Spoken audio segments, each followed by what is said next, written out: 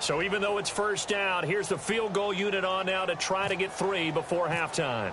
This from 44 yards out, left hash. And Gonzalez puts this one through. And they're back within a touchdown. It's 17-10. So they're still down, but they are able to salvage 3 here heading into the lockers. This is what you worked on from the beginning of training camp. Heading into the half, put some points on the board. No matter what the score says at that point, you've accomplished what you set out to do. So hold that thought, Mr. Ridley. We've got a trip to the title game on the line. Folks are eager to get right back to the action. So both teams have their marching orders, and we'll get going again here in quarter number 3. It's a short kick, taking it to 15. And some big-time hitting going on there. He is knocked to the ground. The Texans offense now, they get set to head back onto the field. They're down here, but very much in this game. What's the tonality of a coach's talk when a game is within striking distance like this at intermission? Typically, what they're doing is emphasizing the things that went well in the first half and wanting more of that. Sure, you've got to go over some of the errors and clean up some things because there's a reason you're down. But overall, I think they want to stay positive, stay up with this team. We're just starting the second half, and we've got the football. Let's go ahead and punch it in, and then we'll take it from there. See how that recipe works.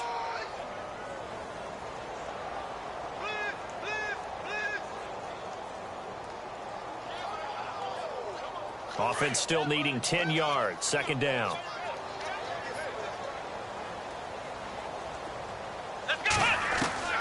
A shotgun snap for Watson. That one caught by Tyreek Hill. A big one there for the Texans, 18 yards.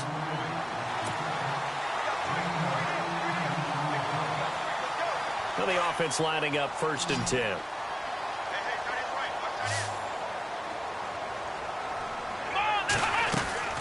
Now it's Watson. And now the ball's out. Fumble near midfield. And it's picked up by the Patriots. And they get the football. They'll set up shop at their own 49-yard line. We have seen this before, and we know coaches preach about this and work on it all the time. Catch the ball. You know there's going to be some traffic somewhere. They've got to put it away and secure it as they try and get downfield. They'll send Mitchell in motion right. Trying to shake off the interception from the last drive. He'll look to throw. And he'll be brought down at the 45-yard line. A gain of 6 there on first. When you see zone defense and you know you've got a drag route on as your primary call, you've got to be really careful as a passer about how far you let your guy go because he might wander into some tough coverage. Looking for Gronkowski, and it's intercepted. Good positioning, and it's picked off. And they will finally stop him as he's down to the 40-yard line. So that's back-to-back drives where they've thrown an interception. Ordinarily, we look at the offense and say, what's going on with your scheme? Maybe we should look at the defense and just give them a whole lot of credit. They've got them frustrated right now. Really nice starting field position here for the offensive unit. They'll try to get the offense going with Johnson. And he's going to get this inside the 30. That's good for a Texan first down, a 12-yard pickup. Sometimes with the running game, you've just got to stick with it. Look, it's the third quarter, no time to panic. But that also doesn't mean you just do it the same way you've been doing it the entire ball game. Maybe change up some blocking assignments or run a few different plays, but stay with the overall essence of the running game. So the run moves the chains, and here we go on first down.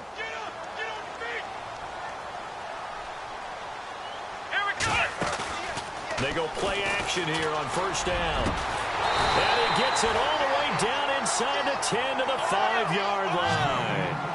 A good pickup there at 22. And at this stage, down in the second half, looks like they just wanted to find a way to get it in the hands of their playmaker, and they did. I think you're exactly right. I don't think the coordinator's looking at his play sheet and trying to figure out which play will work well. He's trying to figure out how to get the ball to the playmaker that you just described. Looking down at that sheet, you find people plays, not necessarily X's and O's, and that's exactly what they did there.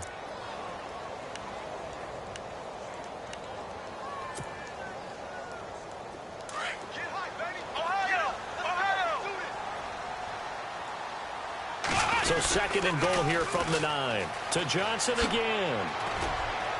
And he'll take this one in for a Texans touchdown. Duke Johnson, a 9-yard touchdown run.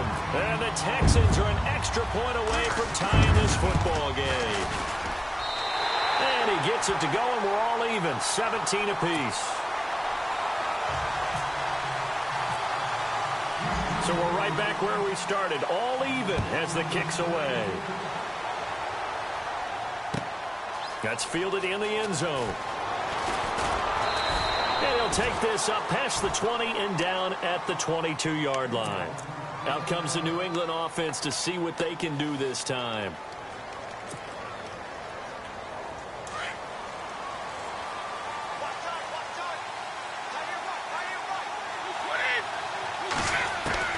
Trying to shake off the interception. He'll look to throw. And got his man complete. A gain of 39 that time. The last drive he threw the pick, but he's not shy. He's going downfield again there. And you can't be, because if you back off after throwing an interception, your whole game plan just goes right out the window, and it makes things easier for a defense. And you and I both know there isn't a quarterback in this league that's any good that doesn't throw an interception occasionally, and they usually bounce back in a big way. I've seen guys throw 5 and still find a way to win the game in the end. And this is caught at the 8. 23 yards on the play. I've got to make sure that I don't take Tom Brady's greatness for granted, that we make it routine. How about that throw right there? Another great completion. And you know one area where he honed his throwing? He was a catcher in high school. He was actually drafted by the Expos in 1995 in the 18th round. Well, that would have been something to see him behind the dish. Think he gunned down a few guys? Gunned down a few guys trying to steal second. That would have been fun to watch.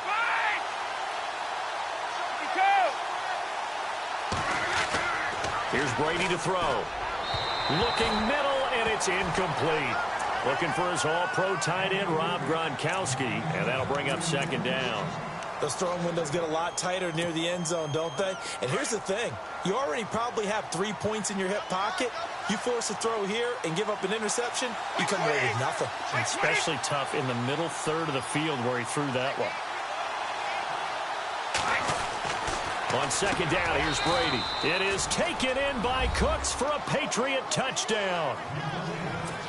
Brandon Cooks, his second touchdown of the afternoon. And the Patriots have moved out in front. And they will take a 7-point lead now.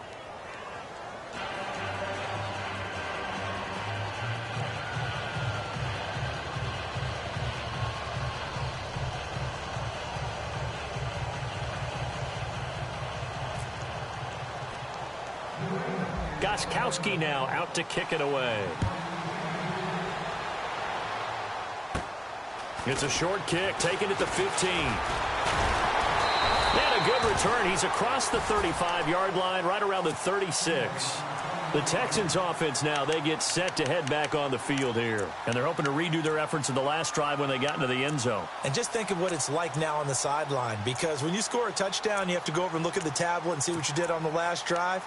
When you scored points, it's a whole lot better view than when you're trying to figure out how to fix things there.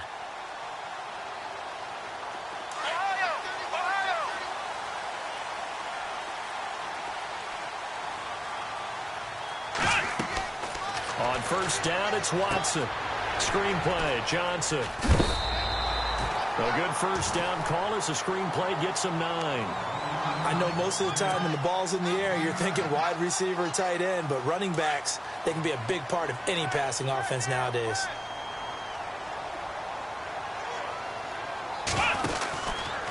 Here's Watson, option left.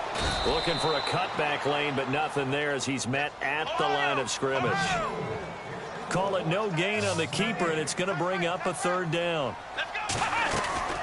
On third down, Johnson. And he's got the first down yardage before being taken down at midfield.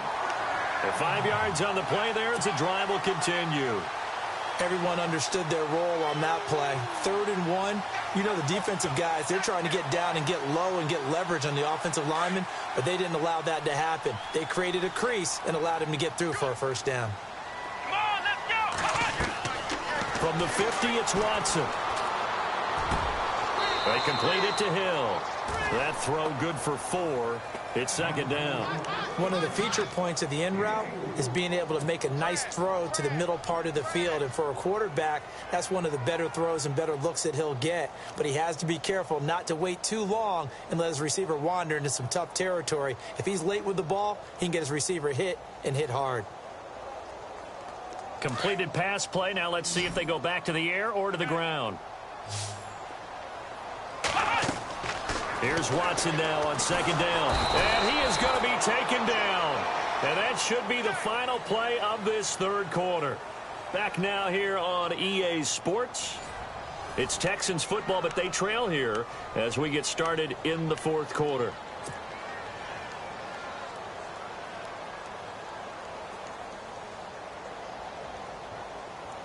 Gonna need something special here on 3rd and long. After that sack, what does Watson have in his arsenal?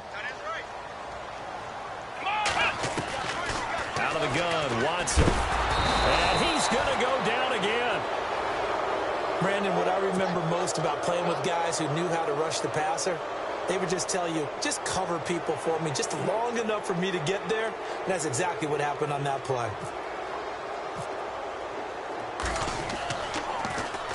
He gets this one away, and boy, it's another boomer. This is taken around the 12.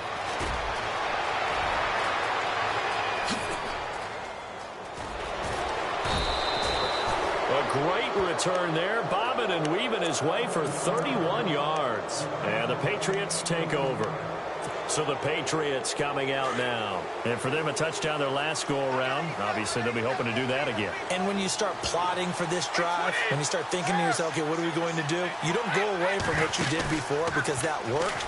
But you have to be prepared for wrinkles and counters because you know they'll make some adjustments. And he finds Danny Amendola. A really nice gain of 25 yards. I got the sense that the defense created a little momentum for them there, didn't they? Did their job, forced the punt. Now, nice start to the drive. Offense has to do their part. Yeah, they certainly do, but what a great start for them. They've got to go thank the guys on D.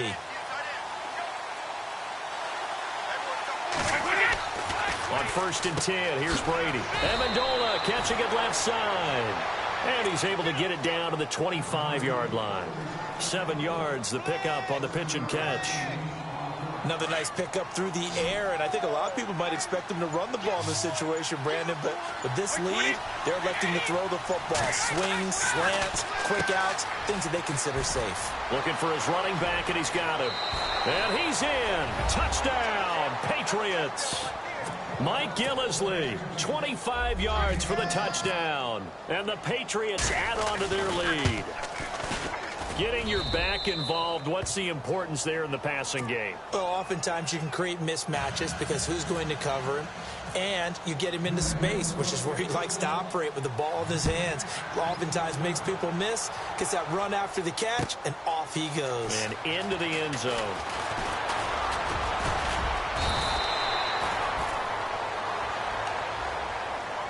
And now out comes Houston. And with this deficit, you can't have too many more drives like the last drive where you had to punt it away.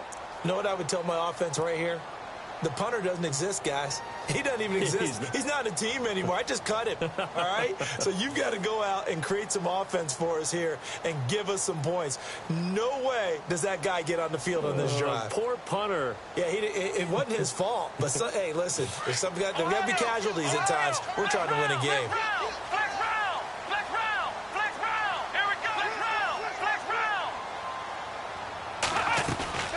A first down carry here for Johnson. And he'll fight forward to about the 27-yard line.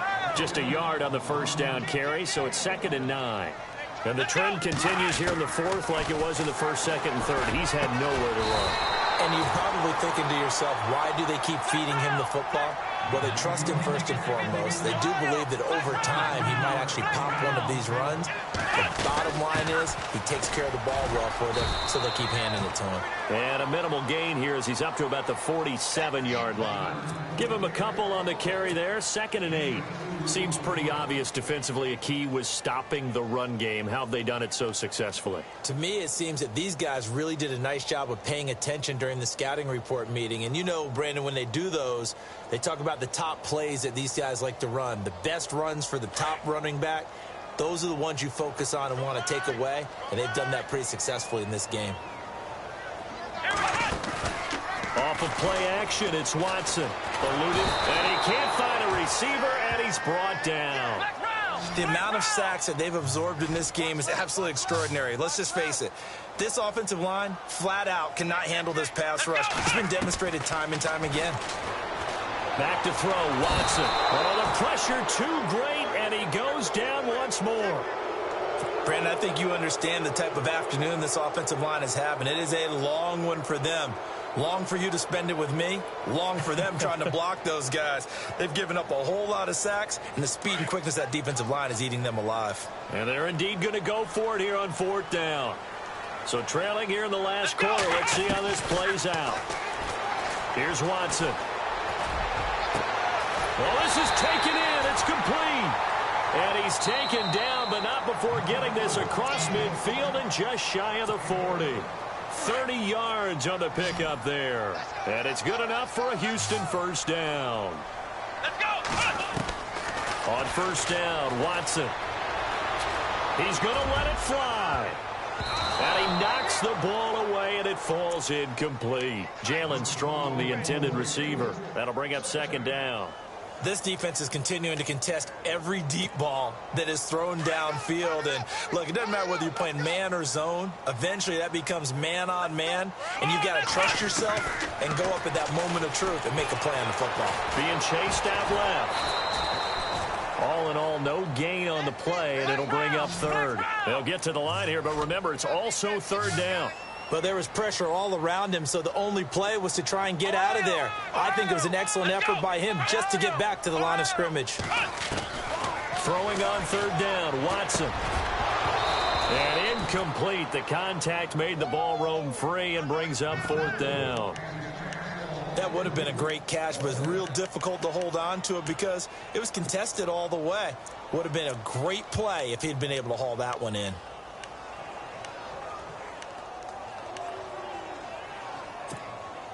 All right, they're going to try and keep hope alive here on 4th down. They're going for it. As expected, they're going for it to keep the drive alive. He is going to find Hill here. And he gets this one all the way down inside the 15, just shy of the 10. And they get 28 yards on that one. And it'll give the Texans a 1st down. Now Watson buying time to his left. And he'll get this down inside the 5 to the 4 before he's out of bounds. And he'll get 8 on the scramble there. It'll be 2nd and a couple. Okay, he's not going to get the 1st down, but this is still a nice job of buying some time and then running to get to the sideline and get out of bounds and avoid the big hit. Oh, long drive. The defense just cannot seem to catch a break and get off the field. On 2nd down, Johnson. And he gets into the end zone. Touchdown, Houston. Duke Johnson with his 2nd touchdown of the afternoon. And the Texans have cut it to within a score. And that'll cut the lead down now to a touchdown.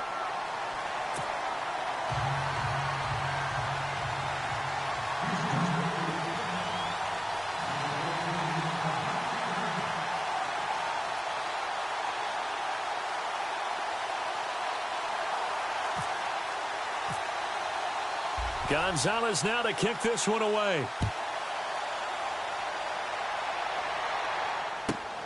This will be taken in at the 1. And a nice return sets him up pretty good here at the 30-yard line. Now the Patriot offense set to take over again. And they were able to punch it in the end zone last time. They'll be looking to do that again here for the defense. Obviously, they'll be looking to stop them from punching it back in the end zone. It always is punch-counter-punch, isn't it? And which team has the advantage? Let's just go back. Last time on offense, they rolled downfield, got into a good rhythm. You can see a little more bounce in and out of the huddle. You can see the sideline really get into the game. So defensively, you're thinking to yourself, how do we take that away from them? How do we get the advantage back? Let's see what they come up with. I think pressure is always the first way to go. You love pressure. I love it. We'll see if they dial it up this drive. 6 yards here to go for the offense on second down. And they're definitely showing blitz here.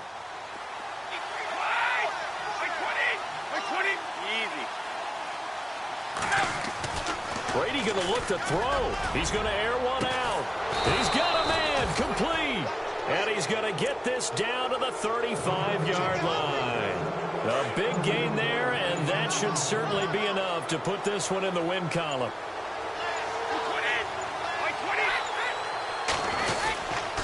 Now Lewis. And he'll be taken down at the 34. And here come the whistles and a timeout with 7 seconds left. I guess the simple question, why not just take a knee there? I don't understand either why you would take any sort of a chance. We've seen it happen in the game of football. Doesn't matter whether you've watched high school, college, or the NFL. Some people get a little greedy, try to get that extra running play in, and it can backfire on them.